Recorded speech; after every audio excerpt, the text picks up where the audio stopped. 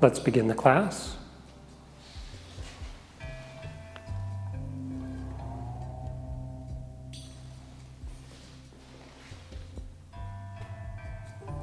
Today we will cover the Xingyi monkey form.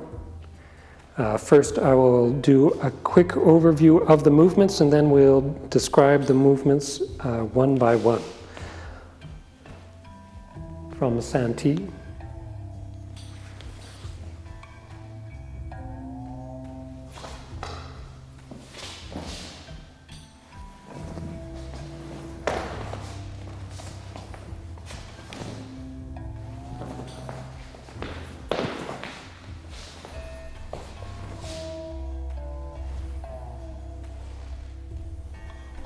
When I'm doing them for the video, because it's hard to judge angles, I'm doing it in a straight line. After I explain the moves, I will talk about how it is to the four diagonal directions. But for now, we will go through the moves in a linear format so that you can understand the moves. From Xingyi,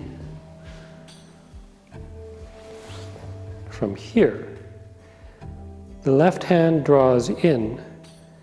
The footwork is one where it's a turned out step. So we're turning the body to the left. At the same time, this left hand is hooking with a move, which is basically the cross-cut, same as the cross-cut turn. Right? Draw the foot in, draw the hand in. This hand is going to drill out in a strong outside brace as the body turns this way.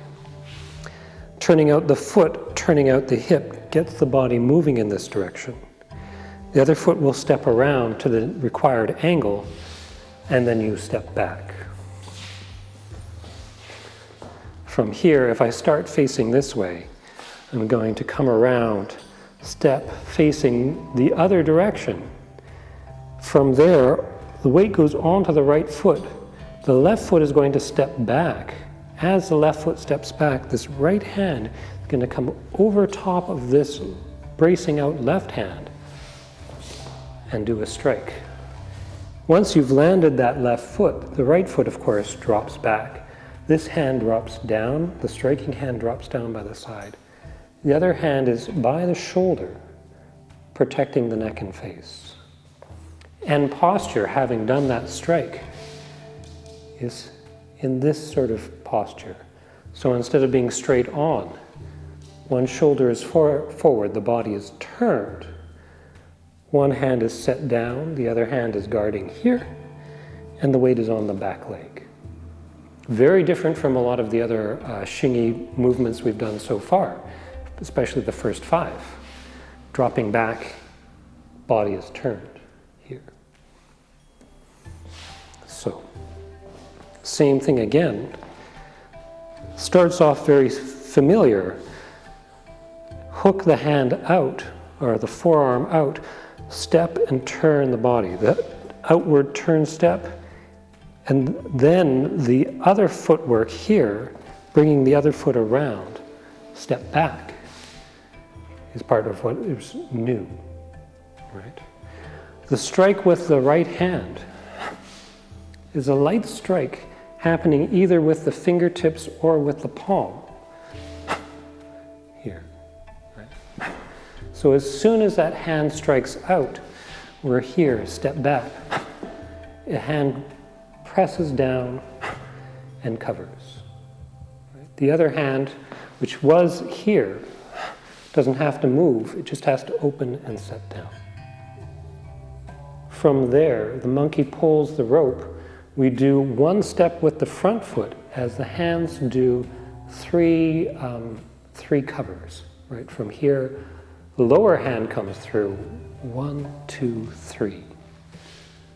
1, 2, 3. So one step with the front foot, 3 movements with the hands. This is, something's coming in, you can think of it as something where cover the wrist or cover the arm, come down to catch the wrist. The other hand comes through, switches off so the other hand can come through. And again, strike. So you're traveling along the arm. This is why it's called pulling the rope. You are coming and traveling along the person's limb.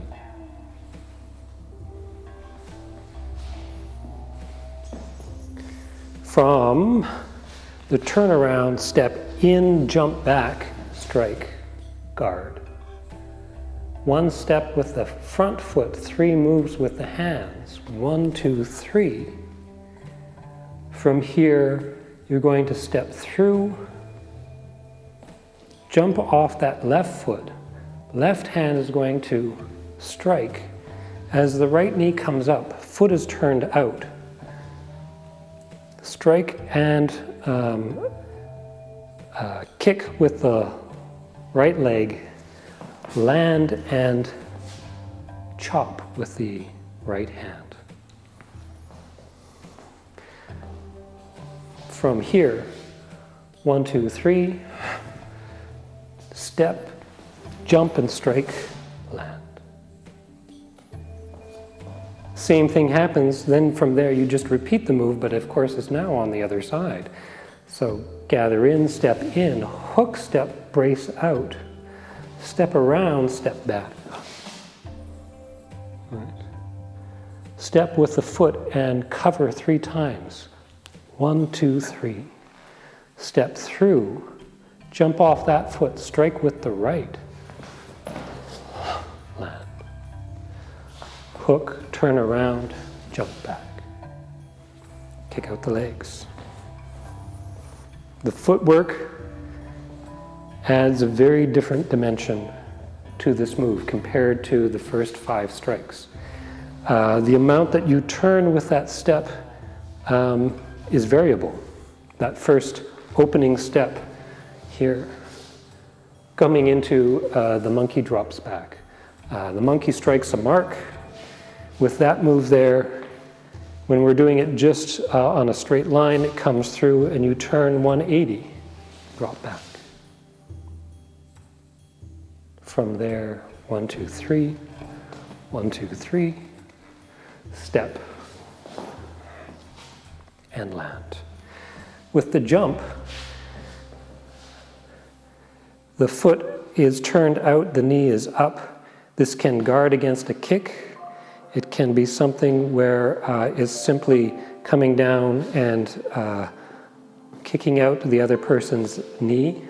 It can also be something where you're actually climbing up on the person. Monkey climbs the tree. So it is something where you want to be able to think of similar to the hand pulling the rope, traveling up the person's limb. Here, the jump, this can land on the person coming up onto their hip, onto their thigh, and then putting you right on top of them. So, go through that from this angle here. 1, 2, 1, 2, 3. Turn to the right, drop back. 1, 2, 3, jump, and strike.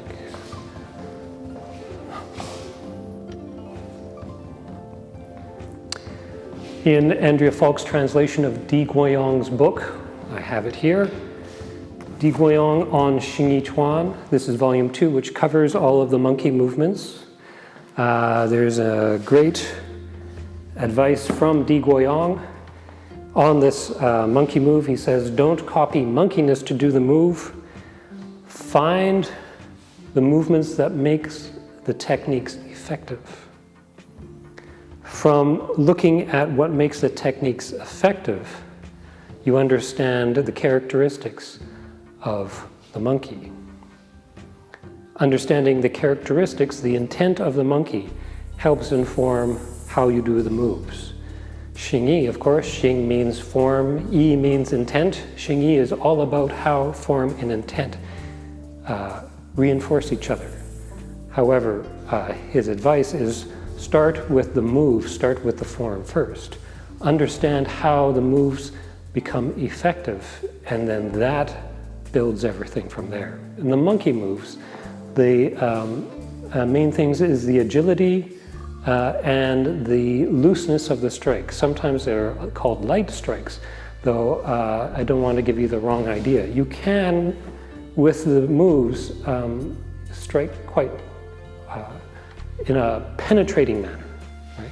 The moves can be quite penetrating, but they're fast and agile. They're not launching through with the whole body behind it. This is a looser kind of striking motion.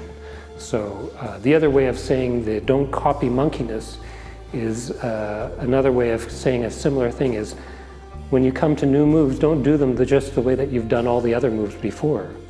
You need to look at how the moves need to be done effectively. And they're often trying to get you to do something in addition to what you've done before, to stretch your ability within Xingyi to add additional dimensions, additional vocabulary, additional techniques and principles. So the monkey is one that often people have difficulty with because it is lighter footwork. It needs to have that agility. This brings us to the 4 directions of the move. When you're doing it facing in one direction, if you're starting from here, then I will end up doing it in 4 diagonal directions from where I am. The turn to the left and the turn to the right is not the same.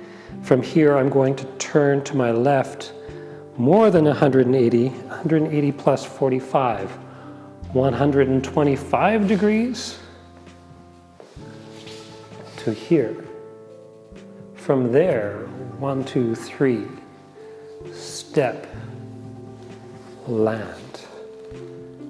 And then from here, I turn 180 degrees to get to the second corner. 1, 2, 3, step, strike. From here, I'm turning to the left again. I'm not just going to turn 180 degrees, I'm going to turn 180 degrees plus 90 degrees, 270 degrees to get there. That's a large turn, almost full, 360, but not quite. 1, 2, 3. And then from here, turning 180 degrees to get the 4th angle. 1, 2, 3.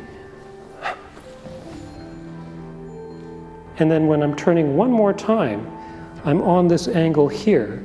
I'm going to turn another 180 plus 45, 125 degrees to get facing the way I was at the beginning.